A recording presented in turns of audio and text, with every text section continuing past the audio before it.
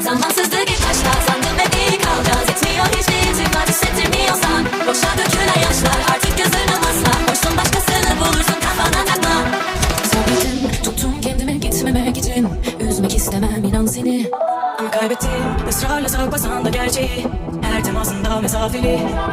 Her şeyin senle geçmiyor geçmişin izleri. Uykumdan eder soğukluğun yanım kabullenir. Bakarsam gözlerime dikkat düşmeyen diline. Söyle severler bildiğim gibi.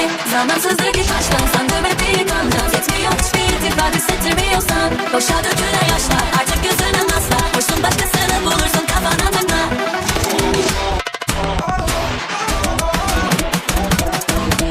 Yanında kayboldum aklım çok karışık. Bulurum yolumu alıştım. Sandım çoktan uğraşmıştın hala. Konuşmak senin başından artık seni yakamam. Gönlüm masada aşın aşk kalbim anlatır bir yandan. Her şey güzel ve geçmiyor geçmişin izleri. Uykumdan eder soğukluğun yanım kabullenir. Bakarsın gözlerime dikkat düşmeyen dilime. Söyle severler de benim gibi. Zamansızlık ilk baştan sandım hep iyi kalacağız. Yetmiyor hiçbir iltifat hissettirmiyorsan boşa dökülen yaşlar artık gözüne asla. Hoşsun başkasını bulursun kafana takma.